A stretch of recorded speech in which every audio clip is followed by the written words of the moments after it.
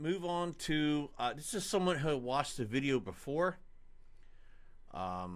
She's a doctor, apparently. We're going to mute the video. There's an advertisement going on. Once that is done, we'll skip it and move on to the video. But this is the $5 cheating contest. Men and women see it completely different. So that's the video we're going to watch here. It's by Rena Malik. And I've watched another video of hers, which was pretty funny and informative. But she is a doctor that posts videos on YouTube. It talks about all kinds of things, and some of them are pretty crazy that I can't believe YouTube allows. Yeah, they're pretty crazy, but we're going to watch them anyway. Here we go. What if I told you that some people think holding hands with someone outside of your relationship is worse than sending naked photos? And some people feel like an emotional affair is much worse than a physical one.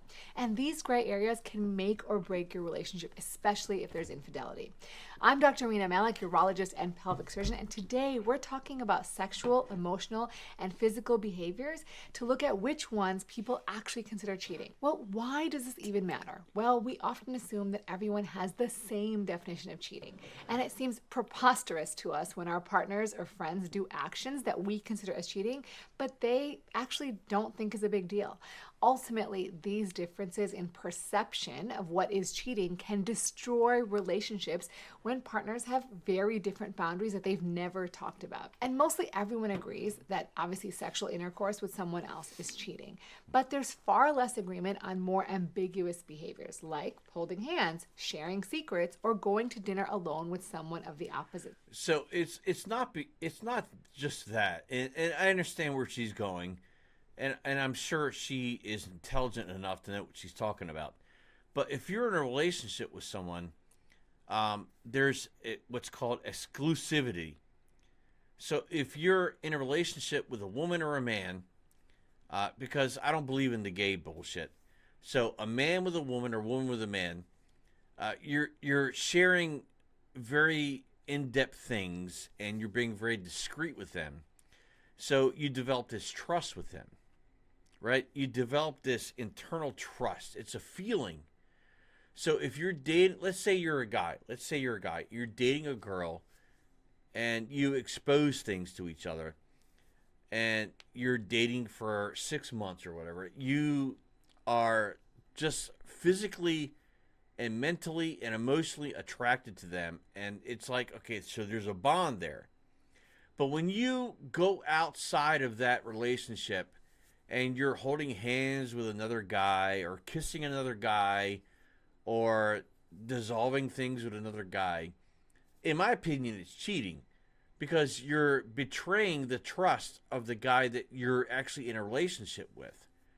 Like, you cannot do things like that. And it's the same thing with a guy. If a woman feels that way and a guy does this, it's the same thing. It's not just women, it's men too. Men are dogs and women are whores. It happens. And occasionally, maybe once or twice in your lifetime, you'll find someone that is, I don't know, the same page as you. Maybe. Sex. Now, these gray areas are where most relationship conflicts actually happen. And as someone who works primarily with a lot of men, I can imagine how this could lead to a lot of conflicts if you don't talk about this with your partner. But before I explain the science, since you're already here, investing time in learning about improving your relationships, why not grab my free guide that covers the top 10 things that actually enhance pleasure, backed by science, at www.renamalikmd.com/morepleasure. Back to the science. So to figure out what people generally think of cheating as, a team of researchers from the University of Michigan and a bunch of other institutions studied this exact question. They surveyed 456 college students, about 67% were women, and on average they were 19 years old. And they looked at 27 different behaviors to see whether these constituted cheating in a long-term relationship. In the study, the researchers created this list of 27. The only thing is, in the last 10 years or so, these women in these college experiences in the last 10 years, in my opinion, don't believe in long-term relationships. They just want to do OnlyFans. They want to sleep around with as many people as they want and create a number of body lists, right? And then meanwhile, men just are just like, you know what? I got no time for this shit. And that's why you see all these videos from girls asking, why don't men want to date anymore? Why? Because of the women. The women are causing this. They create body lists. They're multiracial. They're creating OnlyFans accounts. They're they're demonizing men and saying they're awful when it comes to everything in the world, and that women should stay away from men. But then they're turning around and complaining, why aren't men dating? That's what. Behaviors, which span a number of different categories. Things like sexual behaviors, which include intercourse or oral sex, erotic behaviors like texting sexual messages or watching porn together, relationship status behaviors, sort of like holding hands or kissing, emotional bonding, like forming deep connections or sharing secrets. And I feel like that doesn't exist anymore. So with my wife, a couple of the biggest things that I loved the most with my wife was holding hands. And I may sound feminine as a man, but you know what? I don't give a shit, because it's cool. When you're married or in a relationship, holding hands means a lot. It's a form of protection, like in my opinion. You're holding someone's hand as you're walking through the mall or at a store or whatever. You're holding hands. You're at home, you're being intimate. And intimacy just does not just mean sex. It means cuddling and, I don't know, being really close to each other and holding each other and talking about things. That's intimacy. Being close. It's not sex. It's about being close to someone. And from what I've seen in the last 10 to 15 years is they feel like every man is a creep.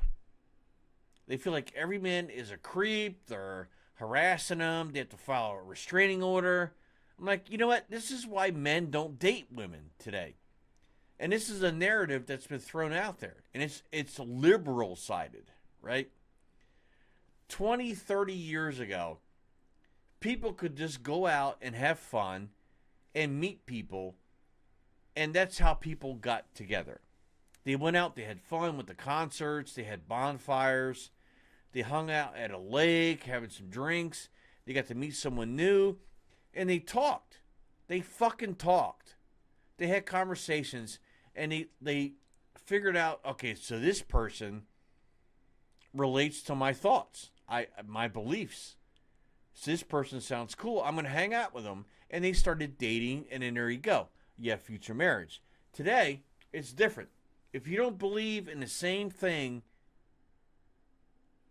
and are like negative misogyny and all this shit, because all you hear about from women nowadays is incels and misogyny, right? So that pushes men off. Men don't want to be a part of that. They just want to live. They just want to live their life after they have to work their ass off every day. They just want to live their life. They don't want to deal with all these financial support, fucking terms. such as giving someone even $5 to support them financially, and social interactions like brief hugs or taking road trips together. Now, each participant rated every behavior on a scale from 0 to 100%, meaning that 0 was like there's no cheating and 100% is definitely cheating if it was done with someone of the opposite sex other than their partner. But here's what makes this study really interesting. They also measured 2 key personality traits: attachment anxiety and attachment avoidance. Attachment anxiety is essentially a fear of abandonment. Like these people are constantly worrying about losing their partner. So I can understand that. I can agree with that. When your relationship with someone, it's a huge gamble. So you get involved with someone, there's many things you have to worry about. So let's say I get involved with a girl named Sarah, right? So I get involved with a girl named Sarah. Over time, we talk about intimate things. What have you done with your life? What are your fears? What are your likes? Things like that. So you're divulging things that are private to you. And now this person has all this information about you that they could just tell other people and spread out and make you look bad or make you look good. Let's not talk about sex. Like, you could have sex with someone and they could take that information and that experience and use it as a weapon against you, just like all the information. So it's scary. It's scary. And it's not just for men, it's for women too. I'm sure women feel the same way. That when you get to that point, you feel vulnerable. So this is a perfect picture. This guy's like, all right, I just got done fucking her. She's asleep. We just met yesterday. She slept with me already. This is not a relationship. This is just a one-nighter. But let's say these two people were together for 8 months and they just finally slept together. He's probably thinking, man, I really love her. I like her a lot. And I want to tell her I love her. But I'm afraid to tell her I love her because I feel like she'll feel trapped. And then she'll go out and say something on social media. Oh, my boyfriend told me he loved me today, but I'm not in love with him. I feel emotionally trapped. What should I do? And then she gets it just goes nuts. That's what today's world is. 25 to 30 years ago, we didn't have to deal with this because there was no internet that existed in the early 90s, late 80s, early 90s. And you could just deal with this on an emotional level in person. Now, everything you say to someone is posted online. This is part of the problem. Whereas attachment avoidance is not sort of part of the the problem. It is the people problem. Tend to keep a real emotional distance and avoid intimacy. And I talked all about these sort of attachment styles with Jessica Baum on the podcast very recently, and it was so fascinating to see how these actually play out in relationships. So if you want to learn more about these attachment styles, check out that podcast with Jessica Baum. So in this study, the researchers looked at validated psychological scales to identify and measure the presence of these traits. And then they tried to analyze basically how gender and attachment style influenced how they perceived these behaviors as cheating. So in terms of the results, some of these are really going to surprise you because they definitely surprised me. First, the obvious stuff that everyone mostly agrees on. Sexual behaviors like intercourse, oral sex, showering together, these were rated as cheating by 96 to 98%. And they should be. Of participants. But here's where it gets interesting. Erotic behaviors that don't necessarily involve direct physical contact, like texting sexual messages or emailing naked photos, were still highly rated as cheating, but not ubiquitous. It was about 75 to 88%. Now, the next thing I'm going to tell you actually contradicted what researchers thought they would find. Women actually rated sexual and erotic behaviors as more indicative of cheating than men did, not less. And this goes against the thought that women... I find that hard to believe. I'm not knocking her, but I find that hard to believe because I think men are more on the defensive than women are, because there's always the women always are on the offensive and just trying to downgrade men. And men, as a man, I don't worry about this shit, right? But I feel like men are constantly what? Like, I'm being honest here. So I feel like men are constantly on the defensive because they have to worry about accusations of grape, SA, stalking, misogyny, being an incel. Like, there isn't this many terms for women, but yet all these terms are for men. So men, if they find someone that they love and they're in a comfortable relationship, they feel so safe. Otherwise, trying to find someone, it's almost like hunting. You have to find someone that kind of fits you, that doesn't have this sick mentality that every man is an incel or a misogynistic man, right? So you have to find someone with lower intelligence. Or I don't know how else to explain that. So I'm my wife is fantastic, but I met a girl a long time ago before my wife, and we spent 3 to 4 years together, and she was fantastic, but she worked a warehouse job. She lived in a shitty apartment. Her name was Heather, and she was very attractive to me. I didn't give a fuck what anybody else thought, but I thought she was attractive. She was very simple. Not simple as in stupid, but she lived a simple life. She played video games. She went to work. She came home. She had dinner. We went out. We had a beer. We went to music events and stuff like that. And that's cool. Today, that does not happen. It does not happen today. Only care about emotional affairs, and traditional evolutionary psychology, which predicts that men would be more sensitive to sexual infidelity. Now, women also gave significantly higher cheating ratings to 10 different behaviors, and that included texting erotic messages, emailing naked pictures, watching pornographic movies together, holding hands, forming deep emotional bonds, which I think most people think that this is what women care about. The only thing that matters out of all that is holding hands, in my opinion. Because I think walking with someone and holding hands builds a good structure, right? It allows you to be vulnerable. Both of you are vulnerable, but you're holding each other's hands and you're letting each other know that, you know what, I love you and I just want to feel I want to feel your connection. What's wrong with that? I don't understand what's wrong with that. And the only behavior that men rated higher was giving someone $5. Yeah, you heard that right. Men were more likely than women to see giving someone $5 as cheating. Now, this was obviously a minor. I have no idea what that means. Like, if my girlfriend gave someone $5, or my wife gave someone $5, I wouldn't consider that cheating. But I would ask them, like, why are you giving this guy $5?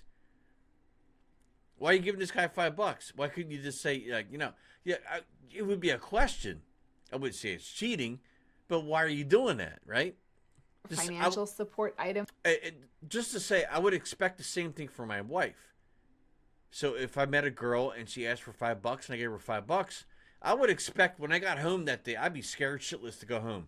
Because I'd be like, you know what? If my wife knew about it, I would expect her to ask me, why the fuck did you give that girl $5? It's not cheating, but it's like, okay, there's only one woman in your life, and that's me. And guys kind of feel the same way. It's like, all right, so I'm your man. I'm here to take care of you, support you, love you, blah, blah, blah. But you're being generous to another man. Like, that's the problem. It's not cheating, but it's like, you know what? Have borders. Build borders around you.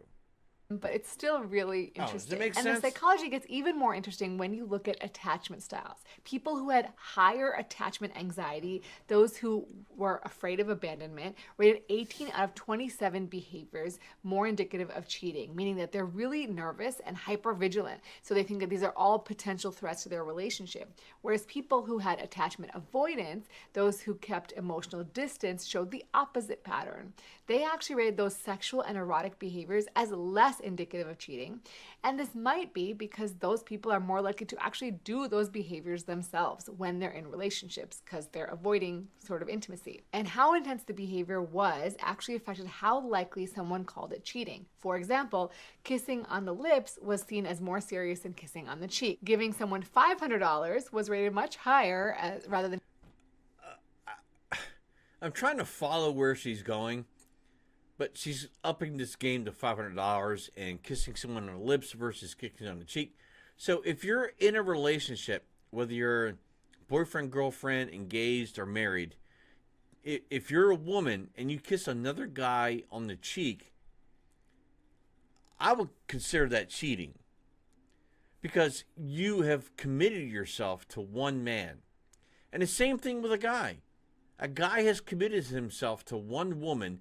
So if he kisses another girl on the cheek, that's cheating.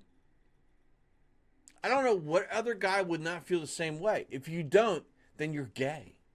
You're probably gay. And then giving money to someone that you don't know, I wouldn't say that's cheating.